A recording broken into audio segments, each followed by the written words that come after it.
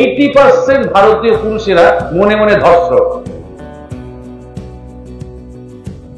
একটা ওয়েব সিরিজে, একটা সিনেমাতে যদি একটা বেশ লোভনীয় লালসা এবং ধর্ষণের ছবি থাকে, বারবার বারবার লুকিয়ে লুকিয়ে পুরুষরা দেখে।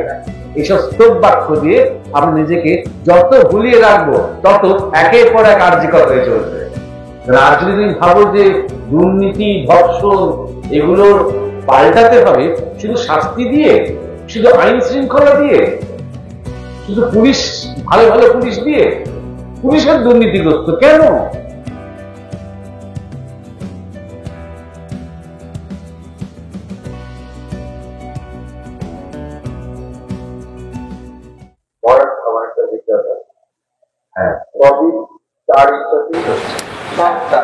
তার ইচ্ছা ছাড়া কিছু হওয়ার, তার ইচ্ছা ছাড়া গাছের একটি পাতাও নড়বে না। কিন্তু তারপরেও কি ঘটে চলেছে আরজি কর। তারপরেও এত উঁচু নিচু, এত দুর্বিষহ ঘটনা, এত মর্মান্তিক একটা ঘটনা ঘটে চলেছে, হাজার হাজার মানুষ পথে। এটাও কি ঈশ্বরের ইচ্ছাতেই হচ্ছে? এই যে বলছো তুমি সবই তার ইচ্ছাতে ঘটে চলেছে, এটা তোমার বোধ থেকে বলছো না তো, এটা আরেকজনের বোধ থেকে বলছো। এটা নাগ মহাশয়ের বোধ থেকে বলছো, ঠাকুর রামকৃষ্ণের বোধ থেকে বলছো, মানে কপি পেস্ট করছো, কাট অ্যান্ড পেস্ট করছো। নিজের বোধ থেকে যেটা হবে সেটা বলো। যতক্ষণ পর্যন্ত তোমার মধ্যে অহং রয়েছে, যতক্ষণ পর্যন্ত তোমার মধ্যে আমি রয়েছে, ততক্ষণ পর্যন্ত সবকিছু তার ইচ্ছায় হচ্ছে না। এটা তোমার রিয়ালিটি নয়, সেটা আরেকজনের রিয়ালিটি। আমরা যারা অজ্ঞানের মধ্যে রয়েছি, আমরা যারা অজ্ঞান থেকে জ্ঞানের পথে এগোচ্ছি, আমাদের কাছে ইচ্ছা অনিচ্ছা, ভালো মন্দ, ভগবান শয়তান সব রয়েছে। তো আমরা কি মনে করব যে দ্রৌপদীর যে লাঞ্ছনা হলো রাজসভায়, সেটা দুজনের ইচ্ছায় হলো না কর্ণের ইচ্ছায় হলো? ইন হাইন্ডসাইট সেখানে বোধ হয়নি আমাদের, কিন্তু হাইন্ডসাইটে নিতে কথা আছে। যখন আমরা পেছন দিকে তাকিয়ে বোঝার সুযোগটা পাই, আজ থেকে 5000 বছর আগে যা ঘটেছিল সেটাকে যখন আমরা ছকটাকে মেলানোর চেষ্টা করি, তখন দেখি হ্যাঁ, ওটা দুর্যোধন, দুঃশাসন, কর্ণ কারোর ইচ্ছাতেই হয়নি, ওটা শ্রীকৃষ্ণের ইচ্ছাতেই হয়েছে। যিনি আব্রু দিলেন তিনি আব্রু খুলিয়েছেন। কেন খুলিয়েছেন? কারণ তাকে ধর্ম যুদ্ধটা ঘটাতে হবে। দ্রৌপদীর অপমান না হলে পাণ্ডব এবং কৌরবদের মধ্যে যুদ্ধ হতো না। ওই যুদ্ধটা ঘটাতে হবে, অধর্মের বিনাশ করতে হবে, তাই ওটা করাতে হলো শ্রীকৃষ্ণকে। আপাত দৃষ্টিতে সেই দিনকার আজকে ইন হাইন্ডসাইট আমরা বুঝতে পেরেছি বা বুঝতে পারছি কি হচ্ছে। যখন আমাদের নিজেরা সেই রিয়ালিটিতে পড়ছি, আজকে বুঝতে পারবে না। আজ থেকে 200 বছর পরে যখন এই সময়কার ইতিহাস লেখা হবে, তখন বুঝতে পারবে। দেখো আরজি করে এই যে ঘটনাটা ঘটেছে, এটা নতুন নয়, এটা প্রথম নয়। গত 50 বছর ধরে একের পর এক হত্যা হয়েছে আরজি করে, প্রত্যেকটাকে সুইসাইড বলে চালানো হয়েছে, একের পর এক ধর্ষণ হয়েছে এই আরজি করে। এই তোমার সন্দীপ ঘোষটা আসলে অনেক আগেকার কথা বলছি আমি। আরজি করে কোনো সিনিয়র ডাক্তারদের তুমি জিজ্ঞাসা করবে যে রিটায়ার করে গেছে, তাদের কাছে নতুন কোনো ঘটনা নয়। কারণ এই চক্র, অঙ্গ নিয়ে চক্র, মানে মানুষের দেহের অঙ্গ নিয়ে চক্র, সেক্স র্যাকেট, পরীক্ষার নম্বর নিয়ে চক্র, এটা নতুন কিছু নয়, অনেকদিন থেকেই আছে। এবং রেপও আছে,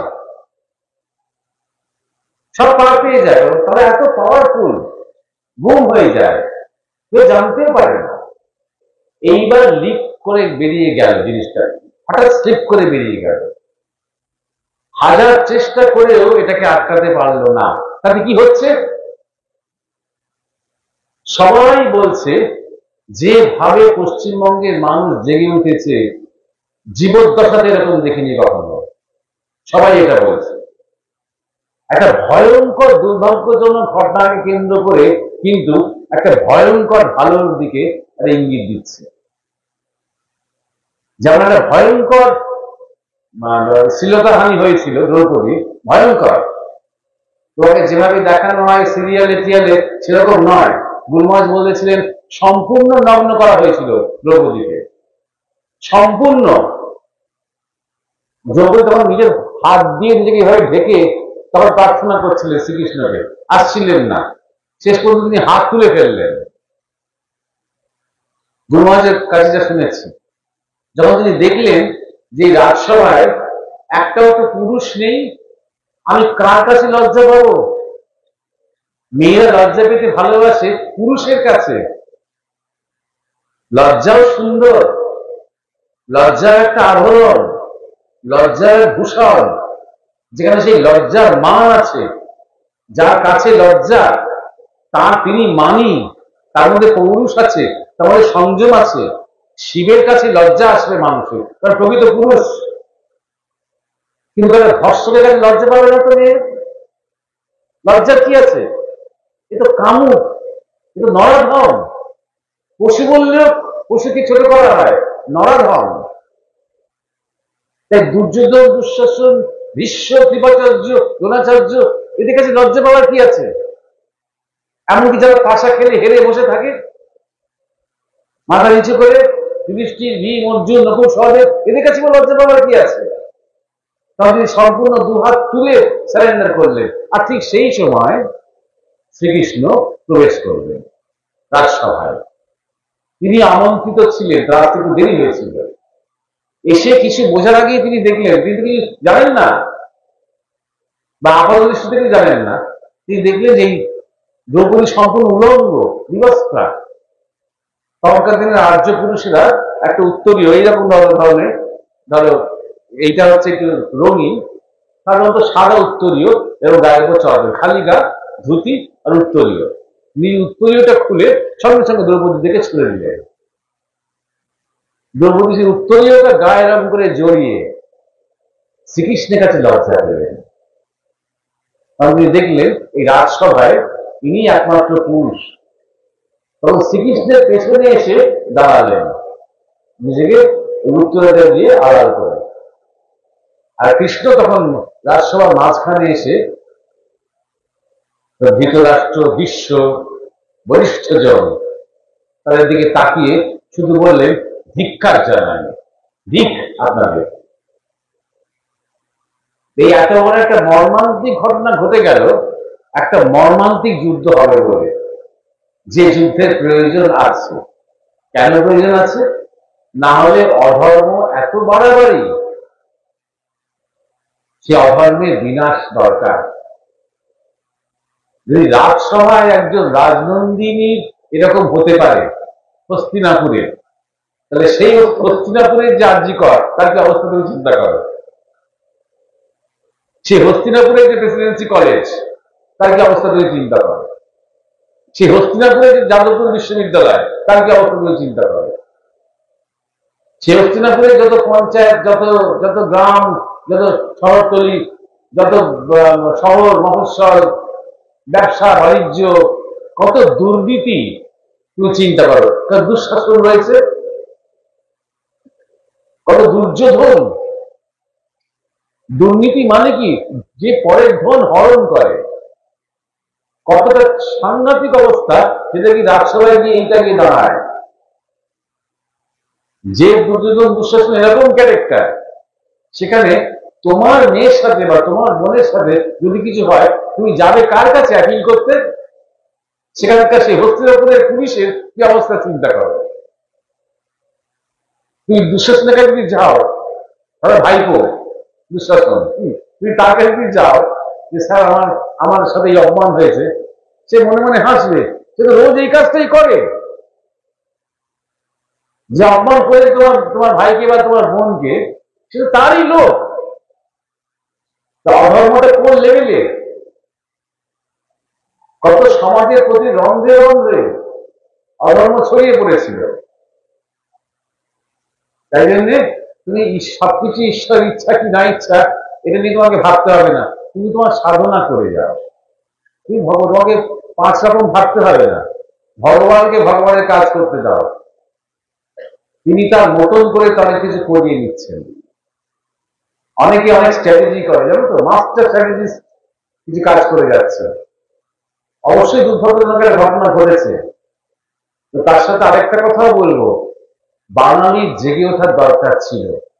আমি কত নম্বর পাবো, আর আমি কবে পাস করবো, আর আমি কবে ডাক্তার হবো, আর আমার কবে বিয়ে হবে, আর আমি কবে বিদেশ যাব, এই যে প্রচন্ড স্বার্থপরতা আর সংকীর্ণতার মধ্যে আমাদের জীবনটা আটকে গেছে, এদের ধাক্কা খাওয়া দরকার ছিল।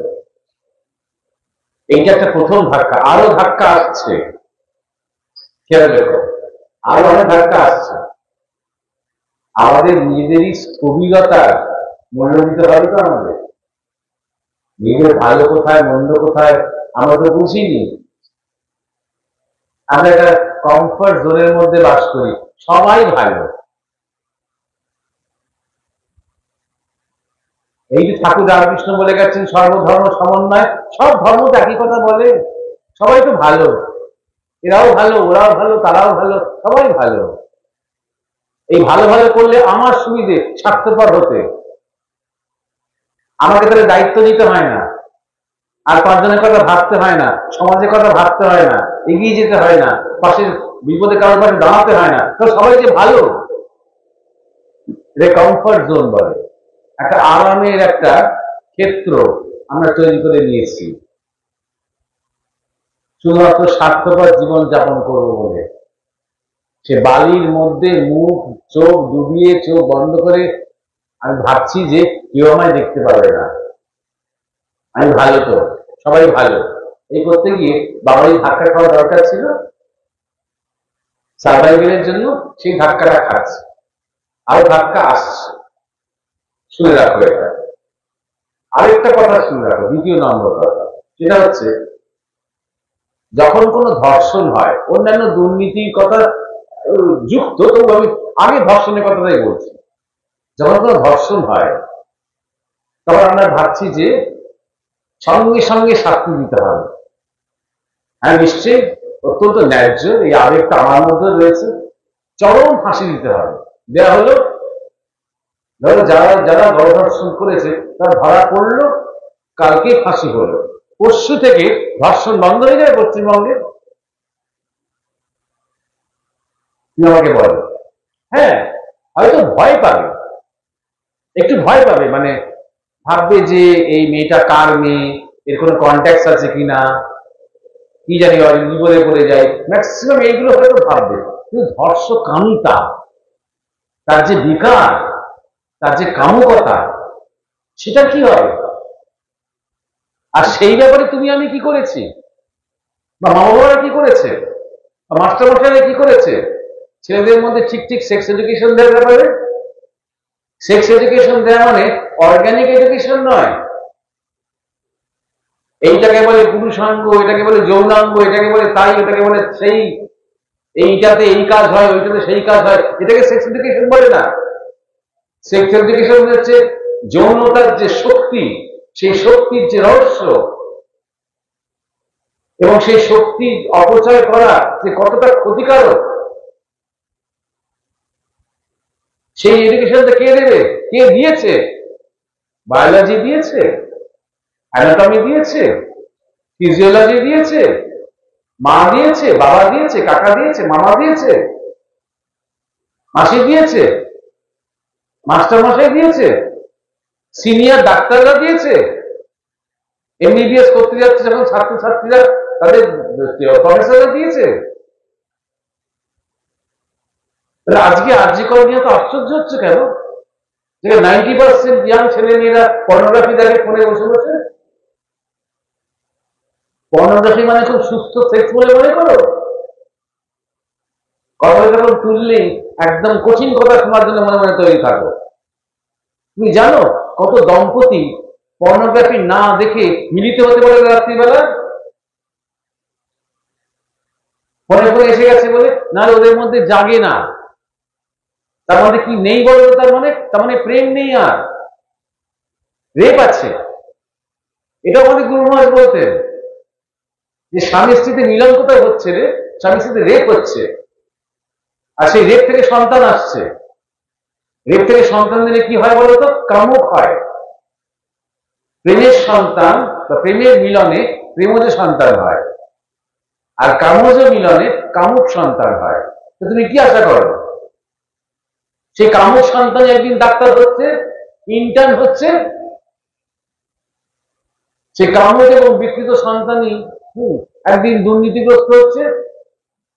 আর আমরা আশ্চর্য হয়ে যাচ্ছি, এইভাবে করলো, আমরা আশ্চর্য হয়ে যাচ্ছি। আমরা তো আশ্চর্য হওয়া উচিত নয়, না করলেই তো আশ্চর্য হওয়া উচিত। একজন ছেলে, ইয়াং ছেলে একটা মেয়ের মধ্যে মাতৃত্ব দেখবে, মনে ভাববে যে মাতৃশক্তি রূপ, একে আমি অসম্মান করবো না। কে শিখিয়েছে তাকে এটা? কেউ শিখিয়েছে? আজকালকার কোন মা বাবা তার ছেলে মেয়েকে, ছেলেকে শেখায়, একটা মেয়েকে শেখায় যে তোর মধ্যে একটা বিরাট মাতৃশক্তি রয়েছে, সেই মাতৃশক্তিটাকে তুই আগে সম্মান কর। তোর মধ্যে দুর্গা রয়েছে, তোর মধ্যে কালী রয়েছে, তোমরা পুজো করছো, রসিকা অমাবস্যা করছো, পুজো করছো, কিন্তু অ্যাকচুয়ালি সেই মাতৃশক্তিটা কোথায়? মাতৃশক্তিটা প্রকৃতির মধ্যে। প্রকৃতির মধ্যে মানে মাটিতে, ভূমিতে, নারীতে, গাছপালায়। সেই শক্তিকে তোমরা নিজেরা সম্মান করতে শিখেছো? তুমি হয়তো একজন ভক্ত মানুষ, তুমি শিখেছো, একটা মেয়েকে শিখিয়েছো। সেই মেয়েটা তো ভাবছে যে আমার কাকে আমার বয়ফ্রেন্ড করবো। যার যে নিজের মাতৃশক্তিকে চিনতে শিখছে, সে কখনো এভাবে ভাববেই না জীবনটাকে।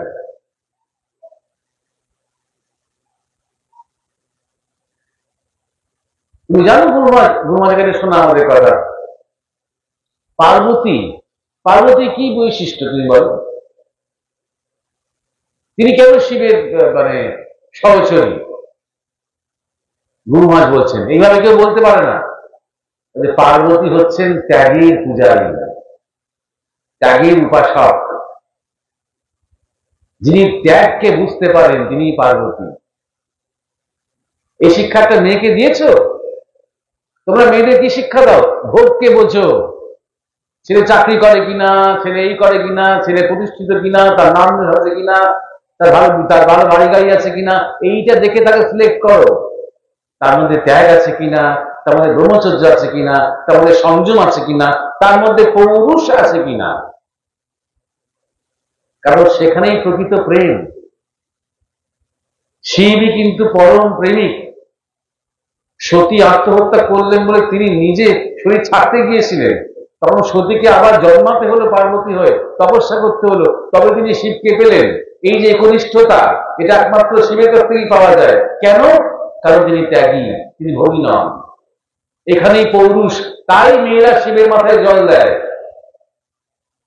এই ভাবনায়, মানে তাদের সেই ভাবনার ঋষিদের ছিল যে যেন শিবের মতন ত্যাগী, শিবের মতন মহান, শিবের মতন পুরুষ, যার মধ্যে প্রচুর ঐশ্বর্য আছে, কিন্তু ঐশ্বর্যের কোনো মানে অহংকার নেই, ঐশ্বর্যের কোনো বিজ্ঞাপন নেই। শিব কখনো তোমাকে এসে বলবে না, জানো আমি কাউকে ভস্ম করতে পারি, জানো আমার কত শক্তি, জানো আমি নটরাজের মধ্যে নেচে একদম পুরো বিশ্ব ব্রহ্মাণ্ড ধ্বংস করতে পারি, জানো? কোনদিন বলবেন না। নির্বিকার স্থির হয়ে থাকবেন। ব্রহ্মবিদ্যা থেকে হাজার হাজার সিদ্ধি টিদ্ধি তার কোলে তিনি খেলা করেন, আবার ফেলে দেয় ছুড়ে। এইখানেই তার পৌরুষ। পৌরুষ কথাটার মানে বোঝে মেয়েরা? কেন বোঝে না? সেই শিক্ষাটা কেউ দেয় না। কেন দেয় না? তারা জানে না। কিন্তু তারা খুব পুজো করে, কিন্তু ঠাকুর বানাচ্ছে, খুব ধূপ জ্বালায়, খুব আশ্রমে যায়, খুব ঠাকুর স্বামীজির বইটাই রাখে বাড়িতে, কিন্তু জীবনের আসল মূল্যবোধ গুলো তারা জানে না, উল্টোটা পালন করে। যে ছেলে মেয়েকে ভোগী এবং স্বার্থপর যাতে চূড়ান্ত ভাবে হয়, সেভাবে বড় করে তোলে। শেষ পর্যন্ত তারা যখন সেটা হয়, হয়ে আরজি করার মধ্যে যখন কাণ্ড ঘটে আশ্চর্য হয়ে যায়, কেন এরকম হলো? এই হিপোক্রেসিটা বন্ধ করো, প্রশ্ন নিজের দিকে ঘোরাও, আমরা কেন এরকম হয়ে গেলাম? আমরা কেন ভাবতে পারি না যদি বাঙালি একটা ছেলে বিবেকানন্দের মতন হয় তাহলে আমরা গর্বিত হব? কেন এটা ভাবতে পারি না? সন্ন্যাসী হতে হবে না, অন্তত বিবেকানন্দের মতন হোক, তেজি সুভাষচন্দ্র বসুর মতন হোক, বাঘাযতীনের মতন হোক। তেজ আছে, শক্তি আছে, ব্রহ্মচর্য আছে। আসল শিক্ষাটাকে তো সরে এসেছে। আমরা যখন স্বাধীন হলাম তারপর থেকে আমরা আসল শিক্ষা থেকে আরো সরে এলাম, আরো সরে এলাম। যখন ইংরেজরা আমল ছিল তখন অন্তত কোন না কোনো জায়গাতে কিছু কিছু শিক্ষা ছিল, যাতে লোকেরা এই বিষয়গুলো জানতো, অন্তত কেউ কেউ জানতো। একজন নারীর মধ্যে যে মাতৃত্বের শক্তি, সেটা কিন্তু তখনকার যুগের মেয়েরা ছেলেরা জানতো, সবাই হয়তো মানতো না। দুর্যোধন জানেন, তিনি মানেন না। যে আধ্যাত্মিক শিক্ষা শ্রীকৃষ্ণ অর্জুনকে দিচ্ছেন, সেই আধ্যাত্মিক শিক্ষা কিন্তু দুর্যোধন জানেন। যা যুধিষ্ঠির জানেন তাই দুর্যোধন জানেন, কিন্তু দুর্যোধন হচ্ছেন একজন দানব প্রকৃতির মানুষ, তিনি জেনেও মানবেন না। এখন মুশকিল হচ্ছে, এখন আমরা জানানোর চেষ্টাটাই করি না। আমরা বলছি বটে ভারতীয় কালচার, ভারতীয় কালচার, এটাই এইখানেই ভারতীয় কালচার। ভারতীয় কালচার মানে শুধুমাত্র মন্দির আর দেবদেবী আর মঠ মিশন আর প্রণাম করা নয়, আর শাড়ি পরা ধুতি পরা নয়। এটা শুধুমাত্র ভারতীয় কালচার নয়। ভারতীয় কালচার হচ্ছে আমরা জীবনকে কিভাবে দেখব, জীবনকে কিভাবে পালন করব। আর যদি তুমি ভাবো যে দুর্নীতি, ধর্ষণ এগুলোর পাল্টাতে হবে শুধু শাস্তি দিয়ে, শুধু আইন শৃঙ্খলা দিয়ে, শুধু পুলিশ, ভালো ভালো পুলিশ দিয়ে, পুলিশের দুর্নীতিগ্রস্ত কেন? তারা কম মাইনে পায় বলে? সব জায়গায় দুর্নীতি। এই সুনীতিটা, দুর্নীতি কথাটা ছেড়ে দাও, সুনীতিটা কে শেখায়? হিস্ট্রি, জিওগ্রাফি, ইংরেজি, অঙ্ক, ফিজিক্স কে শেখায়? মা বাবা কেউ শেখায় না। বলে পড়াশোনা কর, পরীক্ষা দে, নম্বর পা, ফার্স্ট হ, চাকরি কর, এই শেখায়। আমরা দুর্নীতি করছি, সুনীতি শেখাবে এটাকে। তবে সাধুকায় যেতে হবে। এবার সাধুকাজে পাঠাতেও ভয়। ছেলে মেয়েরা সাধুকাজে যাওয়া মানে বিরাট সময় নষ্ট করা। তাদের পরীক্ষা আছে, তাদের কেরিয়ার আছে। সাধু সন্ন্যাসীকারে যাবে বয়স্ক মানুষেরা, যাদের জীবন শেষ, যাদের আর কিছু শেখার নেই, তারা যাবে টুকটুক করতে করতে বৃদ্ধ বয়সে মরণকালে হরিনাম করতে। এত কথা কেন বলছি বলতো? ভণ্ডামিটা কোথায় দেখো? আরজি করের দিকে তার আঙুল দিও না, নিজের দিকে তাকাও আঙুলটা। আমরা এর জন্য দায়ী।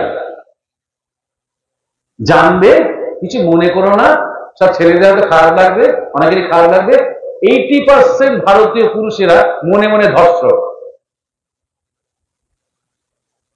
একটা ওয়েব সিরিজে, একটা সিনেমাতে যদি একটা বেশ লোভনীয় লালসা এবং ধর্ষণের ছবি থাকে, বারবার বারবার লুকিয়ে লুকিয়ে পুরুষরা দেখে, মনে মনে নিজেকে সেই জায়গায় কল্পনা করে, তার কারণ চিন্তা জাগে। কেন এই অবস্থা? এটা কিছু দোষের নয়, কিন্তু এই অবস্থাটা, এই দুর্বিষহ অবস্থাটা কেন? তাই নিয়ে তোর অপরাধ বোধ ভোগে, তাই সে লুকোয় তার বাড়ির লোকেদের কাছ থেকে। আমাদের সময় তখন টেলিভিশন বা তোমার এত ইন্টারনেট ছিল না, তখন ছিল উপন্যাস। প্রায় প্রতিটি তোমার সমরেশ বসু কিংবা সুনীল মুখোপাধ্যায়ের গল্পতে, একটা উপন্যাসে 2-3 বার খুব ইন্টিমেট সেক্সের দৃশ্য বর্ণিত থাকতো। বারবার বারবার ছাত্ররা সেই কাগজগুলো, সেই পাতাগুলোতে ফেরত যেত, বারবার পড়তে মনে মনে কল্পনা করত, শরীরের মধ্যে মনের মধ্যে প্রতিক্রিয়া হতো। তাহলে এই যে অবস্থাটা, একটা অসুস্থ যে অবস্থা, একটা বিকারগ্রস্ততার যে অবস্থা, এই অবস্থাটা কাটানোর উপায়টা কি? ব্রহ্মচর্য সাধনা। ছোটবেলা থেকে 12-13 বছর বয়স থেকে, যখন থেকে বয়স সন্ধি শুরু হচ্ছে, ছেলে এবং মেয়ে উভয়ের ক্ষেত্রেই সেটা আমরা করিনি। কোন নীতি শিক্ষার ধারে কাছে যাইনি, ধর্ম শিক্ষার ধারে কাছে যাইনি। আমরা ডাক্তার করতে গেছি, সেই ডাক্তারটা ভালো মানুষ হবে কিনা সেটা নিয়ে আমরা বিন্দুমাত্র ভাবিনি। সে ডাক্তারটা কসাই হবে, না চোর হবে, না ডাকাত হবে, না রেপিস্ট হবে, এটা নিয়ে আমাদের কোনো মাথা ব্যথা নেই। সে ডাক্তার হলেই হলো। ঠিক তেমনই আমরা রাজনৈতিক নেতা তৈরি করতে গেছি, সে ভালো মানুষ হবে কিনা আমরা সেটা ভাবিনি। ইঞ্জিনিয়ার তৈরি করতে গেছি, মাস্টারমশাই তৈরি করতে গেছি, এদের সবার আগে তো ভালো মানুষ হওয়া দরকার। ভালো মানুষ সে ডাক্তার, ভালো মানুষ সে শিক্ষক, ভালো মানুষ সে রাজনৈতিক নেতা, তবে তো দেশ এবং সমাজ সুন্দর হবে। এটা শুধু আমাদের দেশের সমস্যা নয় কিন্তু, ভেবো না, গোটা পৃথিবীর সমস্যা এটা।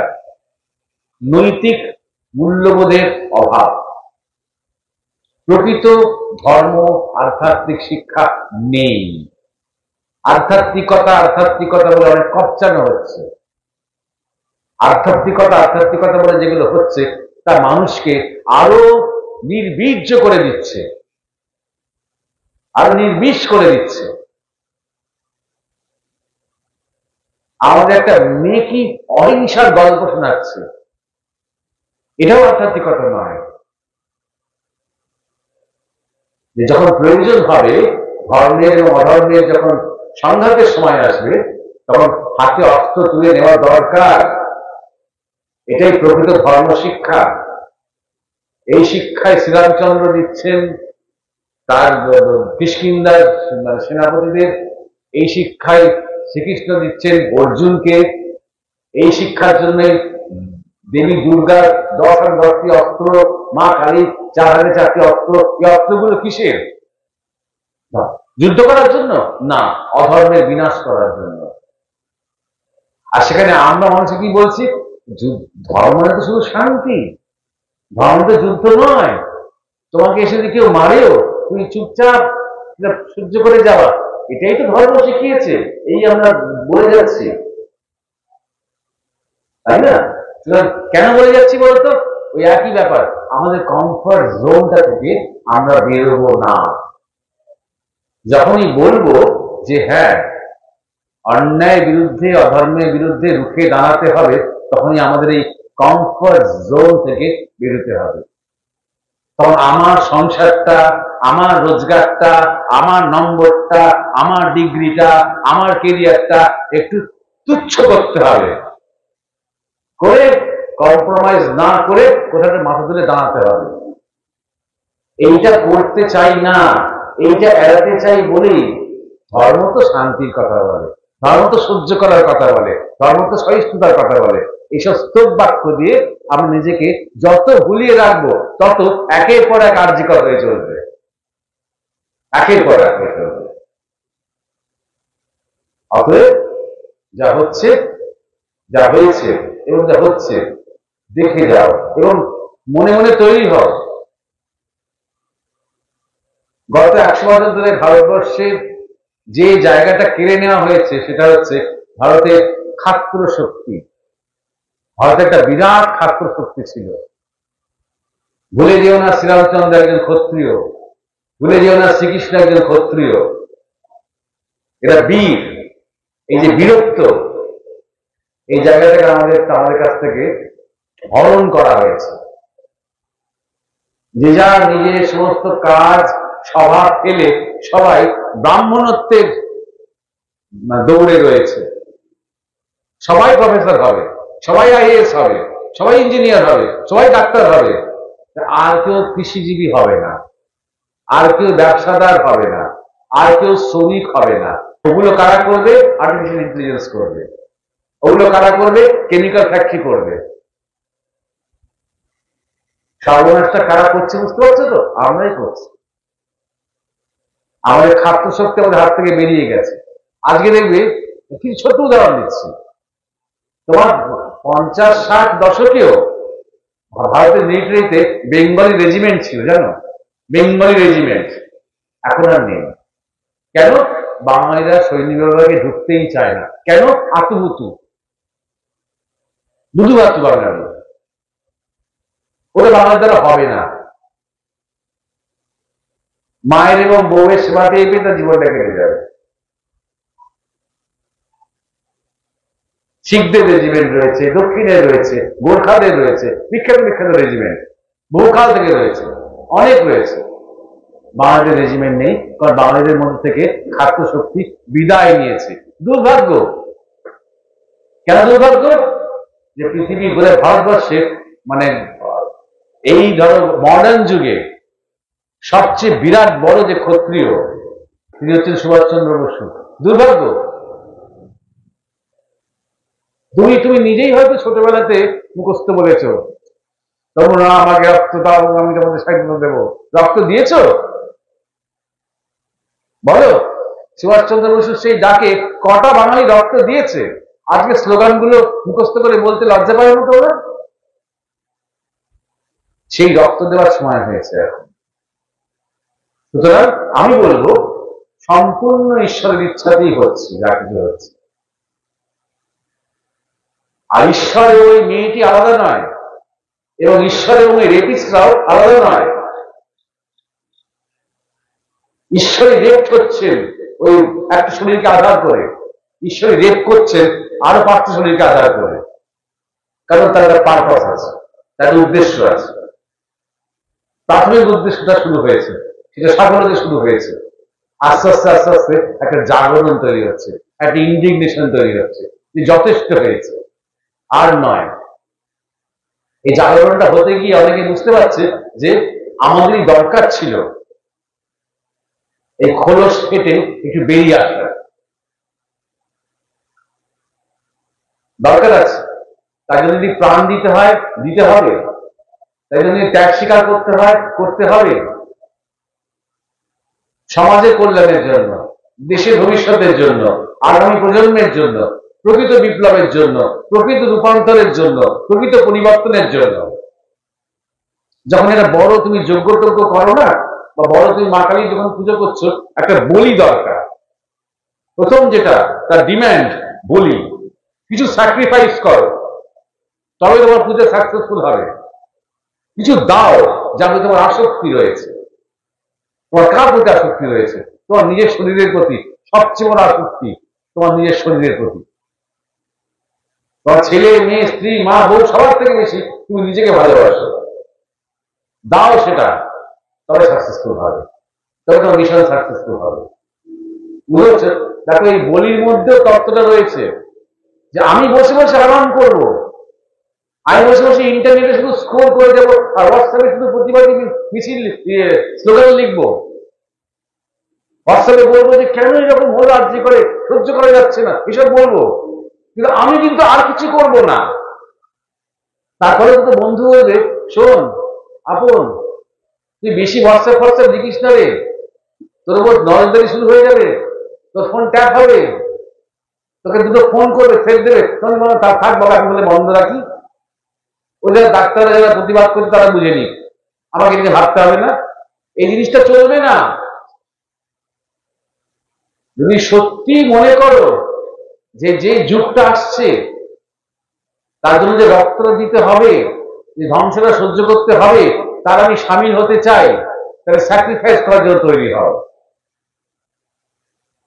বুঝতে পেরেছ?